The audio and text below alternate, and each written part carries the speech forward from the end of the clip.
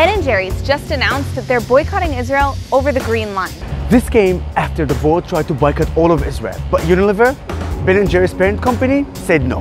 Yet Unilever had no problem supporting this partial boycott in the name of human rights. While a private company is entitled to sell wherever they choose, there are a few big problems with their position. First off, it's hypocritical when Unilever has no problem having factories in genocidal China, which is ethnically cleansing Muslims. In Iran, which is murdering protesters and funding global terrorism. In Russia, which has invaded and occupied other territories in Ukraine, Crimea, and Georgia. Or in Turkey, which arrests and detains more journalists than anywhere in the world. Second, it is arguably illegal, as 33 states in America prohibit boycotts of the State of Israel. Third, it will cost Palestinians that works for Ben & Jerry's their jobs. Jobs which give them better benefits and higher income than under the Palestinian Authority.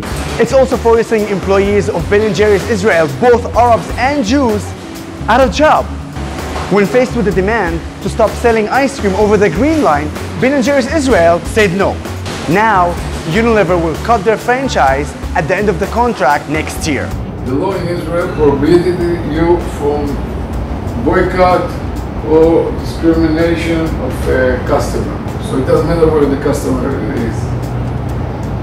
As an Israeli citizen, as an Israeli company who wants to serve and who wants to please the Israeli citizens, we don't want and we cannot say to part of them, we don't sell you because you live in a place that somebody else thinks it is wrong to be there. This hypocritical boycott was pushed through by a few radicals for the sole purpose of smearing Israel, not for human rights. For example, Anuradha Mittal, the head of the board, also happens to have an obsession with extremist anti-Israel organizations and calls the existence of Israel a catastrophe. Really, Unilever? That's where you're taking your business advice from? You can choose to sell your products wherever you want. But don't lie and pretend you're doing so in the name of human rights while still operating in China and Iran.